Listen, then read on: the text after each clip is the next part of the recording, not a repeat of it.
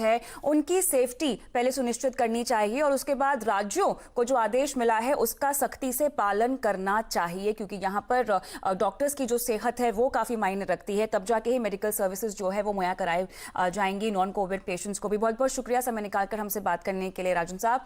हम आगे बढ़ते हैं। भारत में लॉकडाउन ने कोरोना के बढ़ने की रफ्तार दी है और साथ ही इस दौरान मरीजों की रिकवरी रेट भी बेहतर हुई है, लेकिन अभी भी कोरोना के मरीजों की संख्या लगातार ऊपर की तरफ ही जा रही है। अगर पूरे देश का हाल हम देखें तो 31,332 कोरोना पॉजिटिव्स हो चुके हैं और इसमें अगर देखा जाए 7,696 पूरी तरह से ठीक हो गए हैं, वहीं 1,007 मरीजों की जान चली गई है। जुड़ते हैं हमारे संवाददाताओं के साथ। दीपाली नंदा और मनीष देसाई हमारे साथ जुड़े हैं। दीपाली, ये बताएं सबसे पहले पूरे देश में लगातार मामले बढ़ रहे हैं। पिछले 24 घंटे में हमने देखा है कि काफी सारे मरीजों की नंबर्स जुड़े हैं।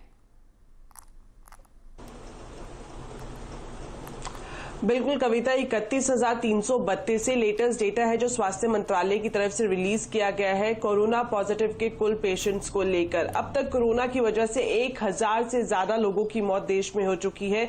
अगर मैं आपको सटीक नंबर बताऊं तो ये नंबर है 1,007। हालांकि सरकार का ये कहना है कि जो रिकवरी रेट है इसमें भी इंप्रूवमेंट देखने को मिल रहा है। 23% से ज्यादा रिकवरी रेट हो गया है। वहीं डबलिंग डेज जो है उसमें भी बढ़ोतरी देखने को मिल रही है। लेकिन सरकार का बड़ा दावा ये भी किया जा रहा है कि जो लॉकडाउन का पालन किया जा रहा है देश भर में, इससे जो रेड हॉट जोन्स हैं, जो रेड स्पॉट्स हैं, उसमें काफी कमी आई है। अगर हम अप्रैल के पहले हफ्ते की बात करें, ये सरकारी आंकड़ा है जो बताता है कि देश भर में करीब 177 हॉटस्पॉट्स थे। अब अगर देखा जाए तो इनकी संख्या घटकर 129 हो गई है। तो सरकार के हिसाब से समय पर लॉकडाउन का इम्प्लीमेंटेशन कहीं ना कहीं एक पॉजिटिव रिजल्ट लेकर आ रहा है। यहां पर एक अपडेट मैं आपको देना चाहूंगी कविता, जैसे कि लॉकडाउन खत्म होने की तारीख नजदीक आ रही है। आगे किस तरह से इसको ले जाया जाएगा इस पर सरकार ने अभी क्लैरिफिकेशन नहीं दिया है, लेकिन तैयारी ये की जा रही है कि जितने भी सरकारी कर्मचारी हैं अब उनके लिए आरोग्य सेतु ऐप को डाउनलोड करके अपना फिजिकल असेसमेंट करना मैंडेटरी कर दिया गया है। यानी कि जो भी कर्मचारी ऑफिस आ रहा है वो हर सुबह ऑफिस आने से पहले आरोग्य सेतु ऐप पर अपना फिजिकल असेसमेंट करेगा। अगर एप्लीकेशन पर लो रिस्क आता है तभी वो ऑफिस ज्वाइन करेगा।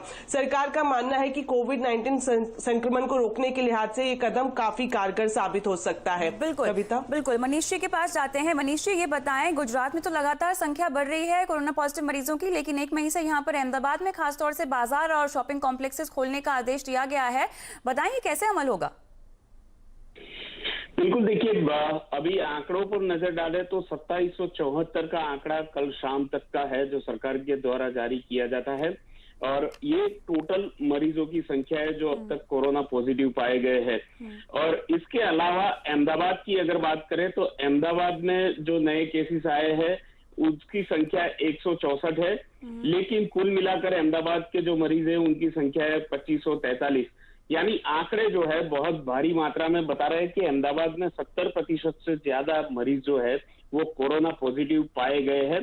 और गुजरात भर में भी जिस तरह के केसेस बढ़ रहे हैं, रोजाना 200 सवा 200 मरीज जो है वो कोरोना पॉजिटिव पाए जाते हैं। जिस तरह के टेस्टिंग हो रहे हैं, अब तक करीब 56,000 के आसपास लोगों की टेस्टिंग हो चुकी है और इसी से इतने केसेस पॉजिटिव निकल के आए हैं। अहमदाबाद, बड़ौदा, सूरत, राजकोट, ये 4 बड़े शहर है जहां पर अभी 25 तारीख को एक आदेश जारी किया था कि दुकानें खुल सकती है जो गैर जरूरी सामान है उसके लिए भी जी।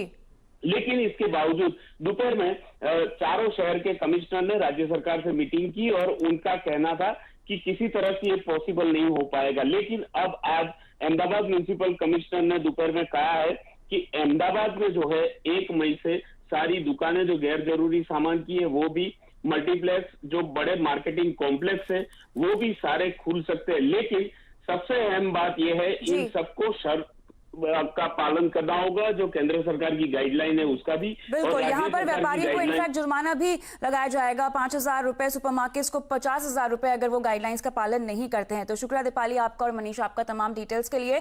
इस बीच लॉकडाउन में प्रवासी मजदूरों की एक यहाँ पर मांग है कि हमें घर वापस जाना है और ये लोग करोड़ों की संख्या में है और ये एक बड़ा मसला अब बन चुका है। तो आज आवाज अड्डा में हम करेंगे इसी पर चर्चा शाम 5:57 पर।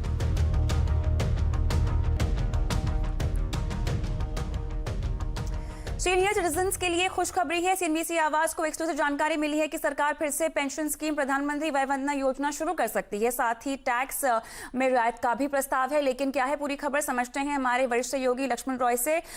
लक्ष्मण, ये बताएं किस तरह से फिर से लागू हो जाएगी वय वंदना योजना, ये इन्वेस्टमेंट स्कीम? देखिए, दरअसल सरकार जो सीनियर सिटीजन है इसके लिए एक बड़ी सोशल सिक्योरिटी स्कीम लाई थी, जिसमें एक तय रिटर्न में आपको पेंशन मिलता था। इसको प्रधानमंत्री वय वंदन योजना कहते हैं। इस वय वंदना योजना की जो मियाद है वो पिछले महीने 31 मार्च को खत्म हो चुकी है।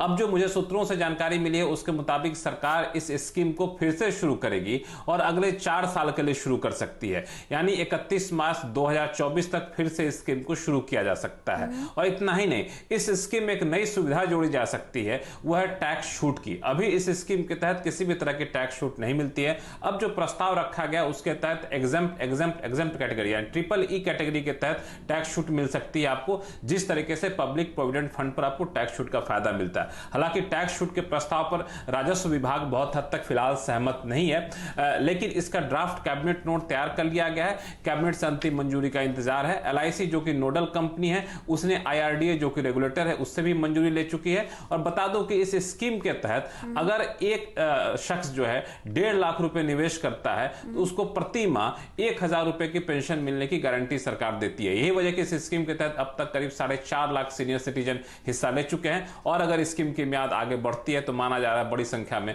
सीनियर सिटीजन इसमें आएंगे। शुक्रिया लक्ष्मण तमाम डिटेल्स के लिए। इसी बीच हम रुकेंगे छोटे से ब्रेक के लिए, लेकिन ब्रेक के उस पार बाजार का आज का पूरा अपडेट बने रहे।